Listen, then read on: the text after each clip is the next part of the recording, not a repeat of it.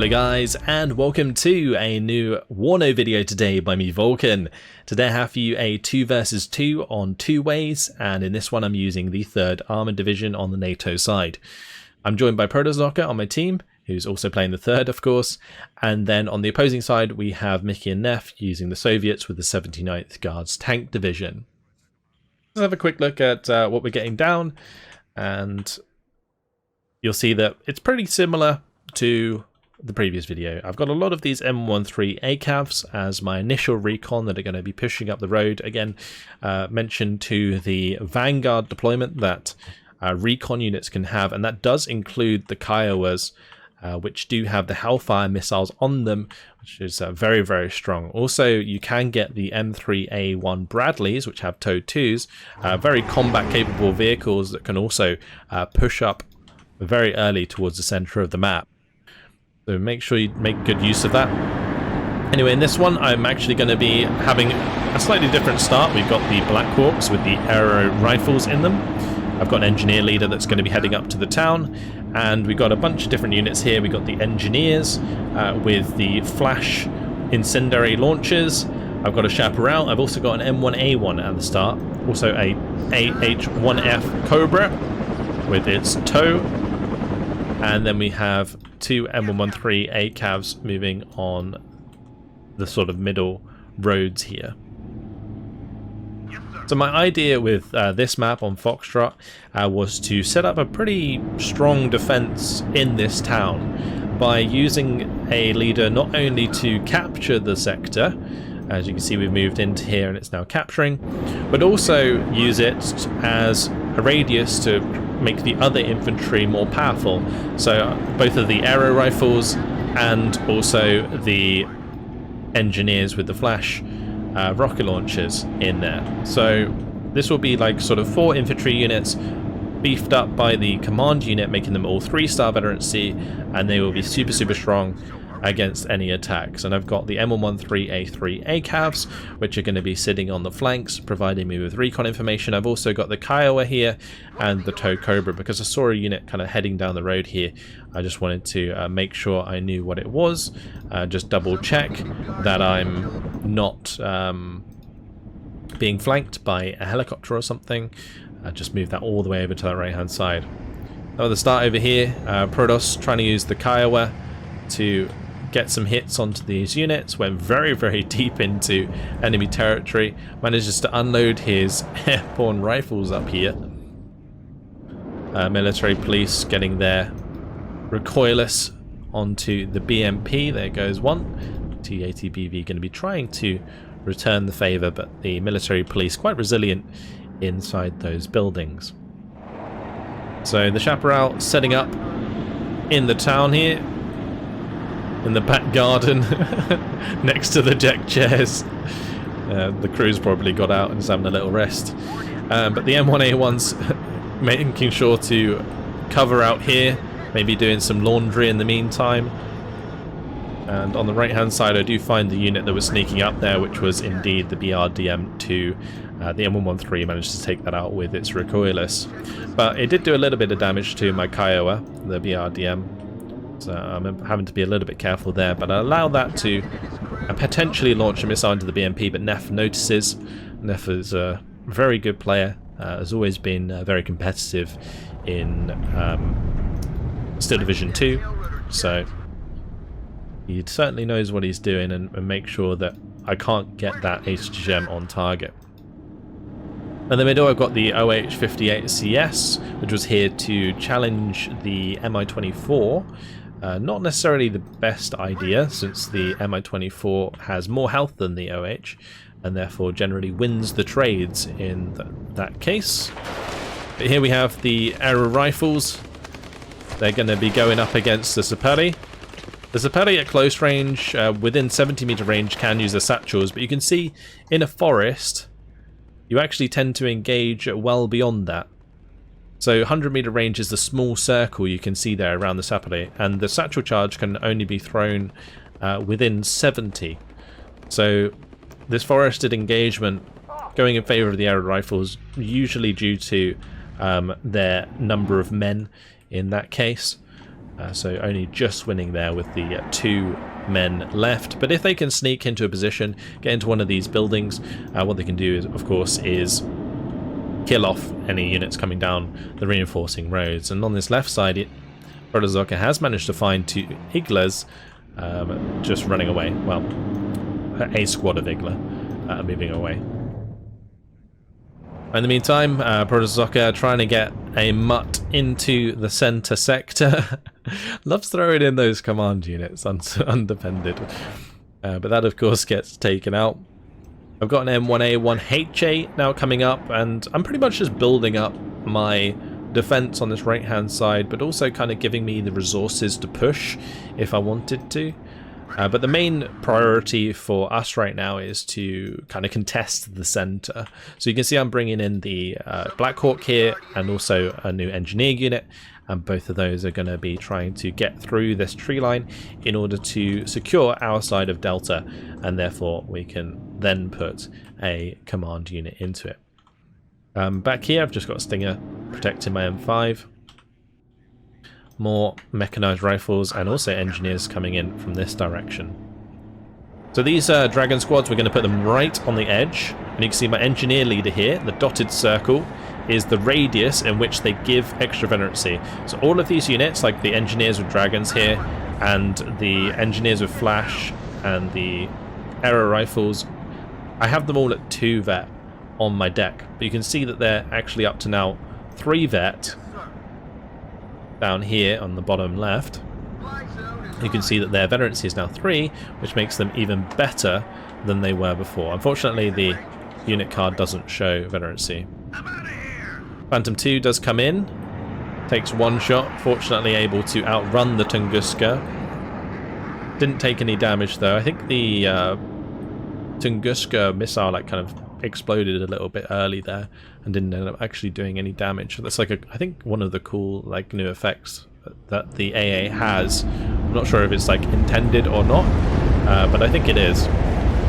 Either way, MIA MTV gonna demolish that infantry squad. The MIA MTV with its rockets just absolutely pounds an area and turns it into dust. Check that out. This is pure smoke. Thunderbolt was coming in to try and get a shot off. Smoke goes out for the tank anyway, so probably wouldn't have been able to.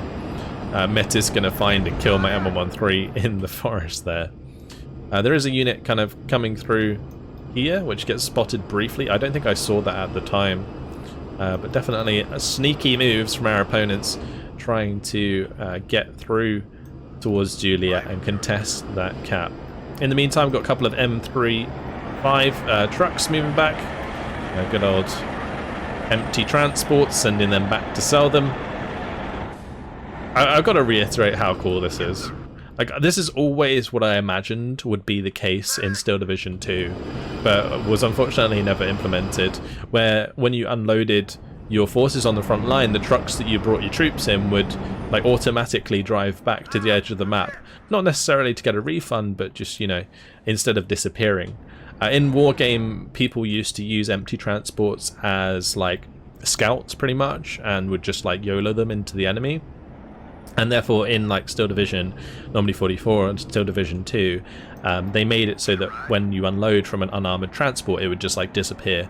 But I always thought it'd be a cool idea to actually be able to, you know, watch them drive back out of the map, and now they do. So that's really awesome. It's always a feature that I would have liked to have seen, and it's finally in the game. Thunderbolt going for the Mi-24. Does take it down. Check that out. The missiles coming in there. A-10's in trouble. Does manage to get out for the time being.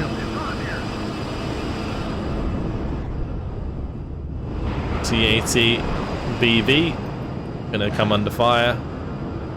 A-10 certainly playing with fire though, as it gets hit by a number of missiles. These do have armor though, so they're able to tank those HE missiles quite well. So my engineers have now moved up. I've kind of created this line of infantry to try and secure our side of Delta, because currently we are losing quite significantly.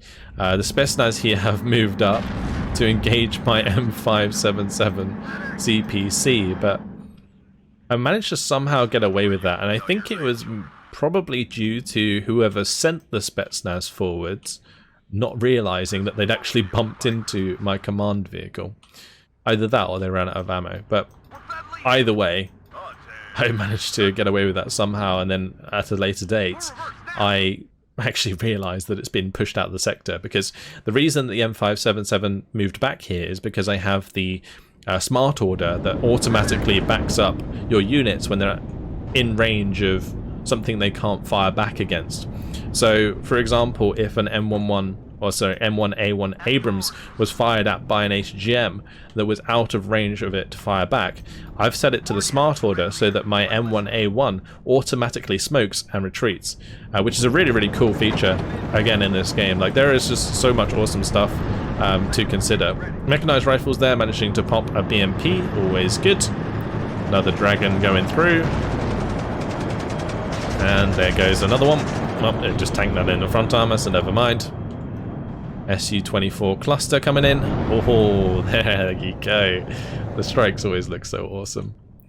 My Abrams here was actually doing a fantastic job. I managed to pick off the OSA AKM there. Also, my Kiowas were chilling. These OSA AKMs have shorter range versus helicopters than they do against aircraft, as opposed to something like a Tunguska or a Strala, which actually has 2,800 meter range. My Kiowa there getting very lucky though.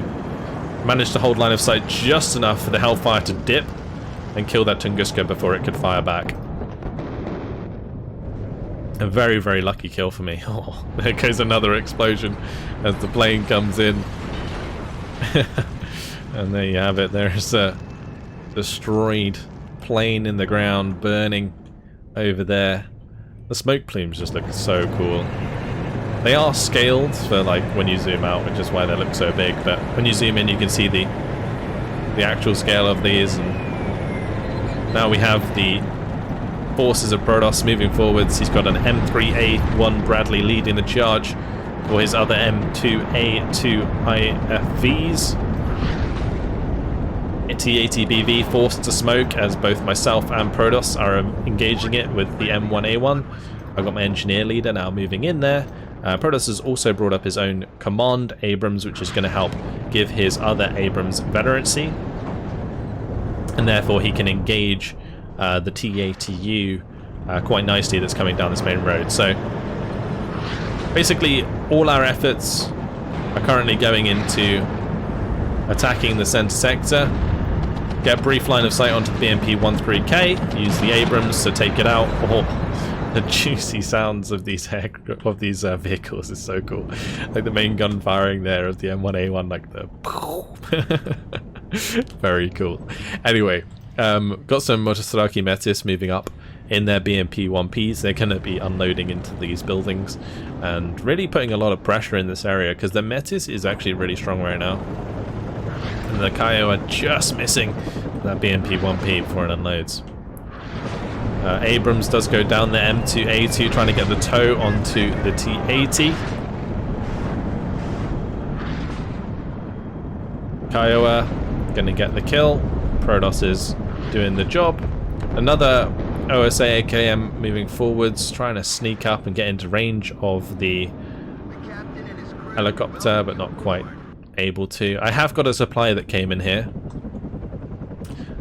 my UH-60A supply, and what I'm doing is using that to resupply my Kiowas, so in this sort of clearing back here, which is nicely hidden from the line of sight on the right hand side. So in combination with my M1A1, moving forward some mechanized rifles, and they are discovering some Supari RRFO. So what I'm doing is basically moving forwards the M1A1, which is pretty much resilient entirely to those incendiary rockets, and using that to take them out. I am now being hit by that Metis though, and you can see in the front armor it did 4 damage, which is not insignificant. Lovely hits there by the Su-25. Kills off that unit, shoots down the helicopter. Really, really rough. And now the MAMTV with its rockets ready to ground pound my Abrams.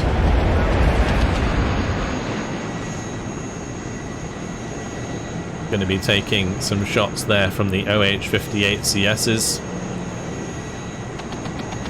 And some machine gun fire.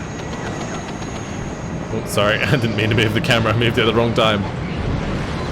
We get to watch that go down. And these guys did their job. So using these in pairs is actually like a really good idea because it allows you to take out the more resilient helicopters that are on the Soviet side. Like the Mi-8s, the Mi-24V, and like a lot of those units have 10 health. So they require a certain number of helicopters to get the job done. But mechanized rifles finally go down here. My Abrams is actually out of fuel, which was a little unfortunate. It's in a really, really bad spot to be out of fuel because it's going to be difficult for me to get a supply truck up here. So I kind of just got to the point where I thought, you know, I'm not going to bother and we'll just let it fight to the death in that position. Kiowa's going to try and get some missiles onto the T-64BV. We unfortunately missed that first one. Now smoke canisters seem to, at the moment, only have one use. I don't know if you can resupply them yet, I haven't tried. But from what I've seen, I believe like all tanks only get like one use of the canister smoke. So, which makes sense, because I think that's obviously how it was in real life.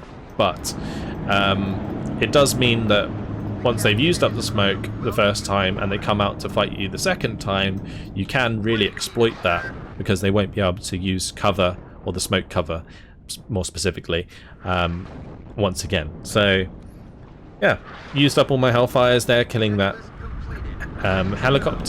tank. So moving my helicopters back to the supply to resupply once again.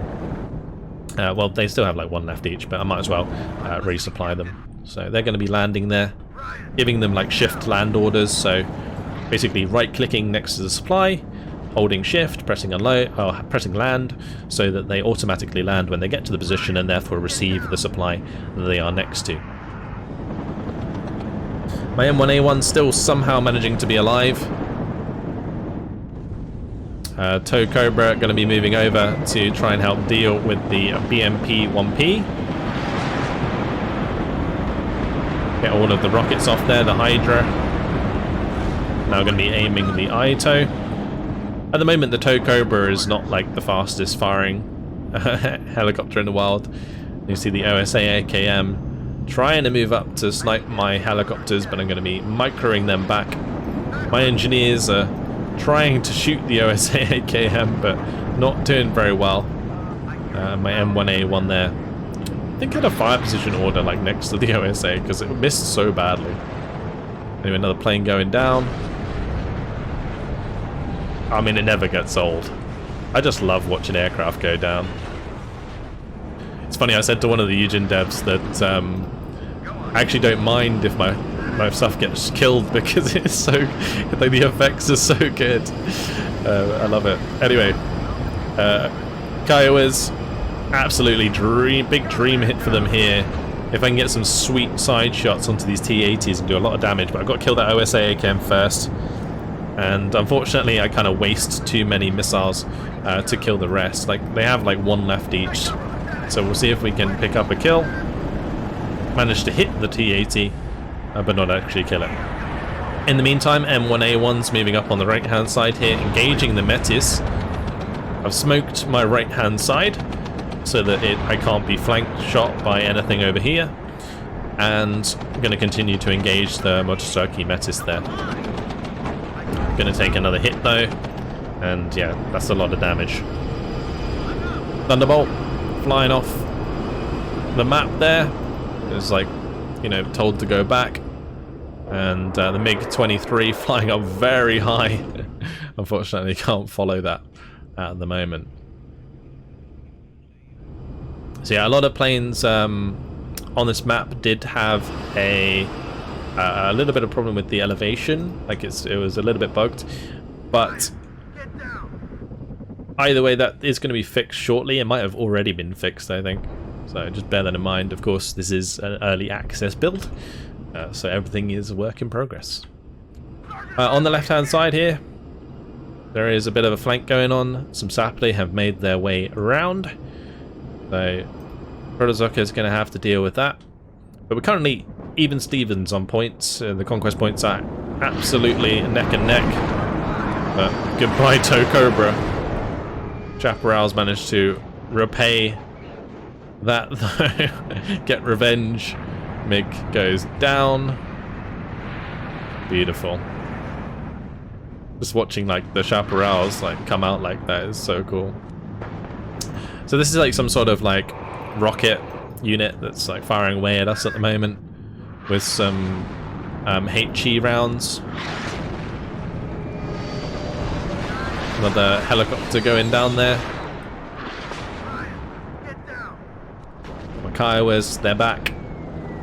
Trying to find more sneaky snipes. If I can kill off like the BMP2s, that'd be great.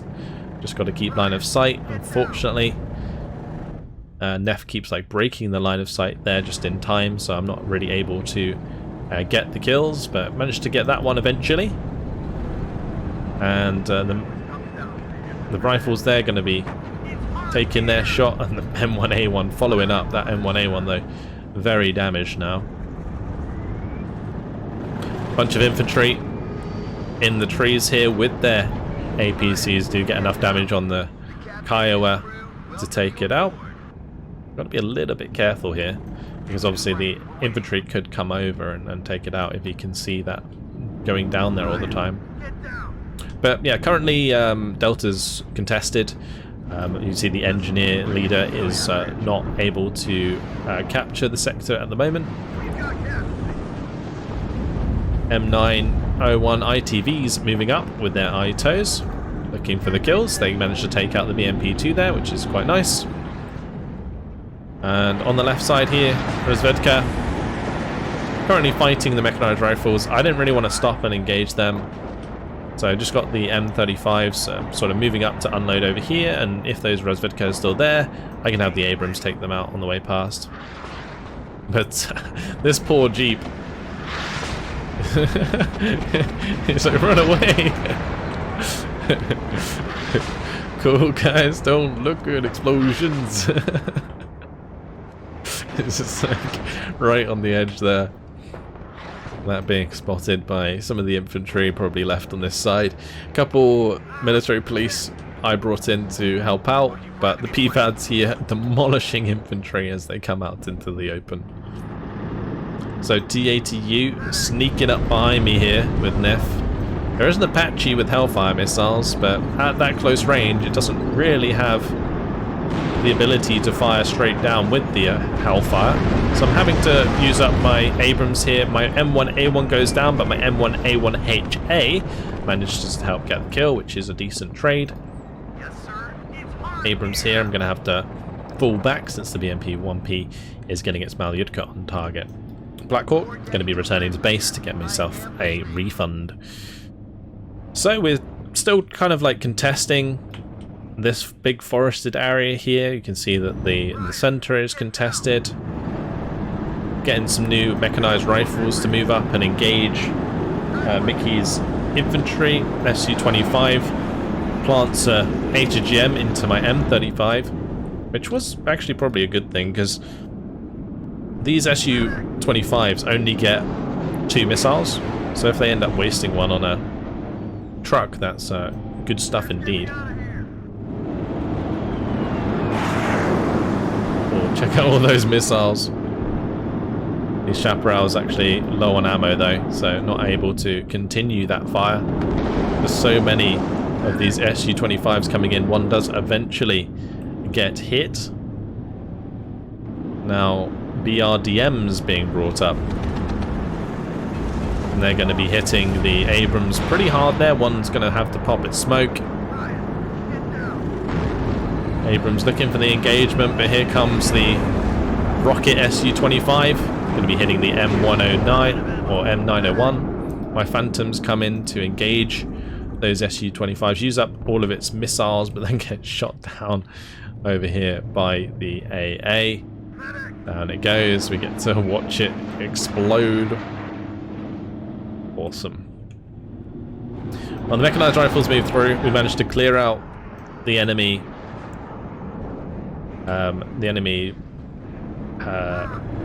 Command unit, sorry.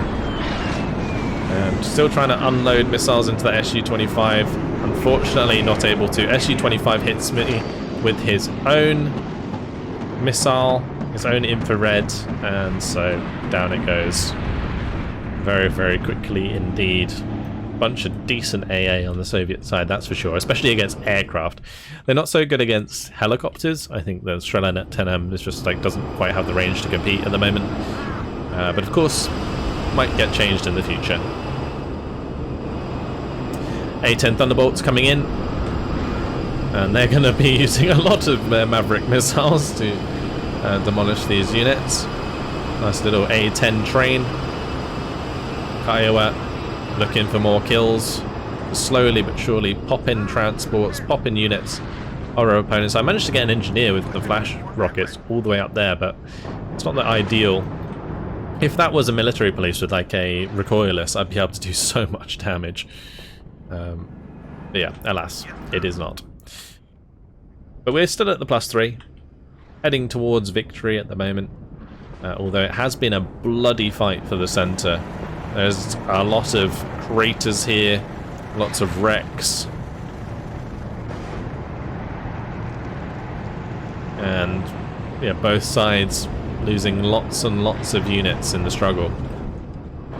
Two TATBs though, still coming forwards. One of them is destroyed. TATU is the second one remaining. Artillery is coming in here, trying to probe for the position of our leader. But I managed to fix up my M1A1HAs, and they're going to be heading back forwards after using up that supply. OH-58 probably should have gone back and landed. And I think my other Kiowa is over here now, yeah, you can see that it's just chilling there. I do have an Apache now on the way. Check this out. How awesome does that look?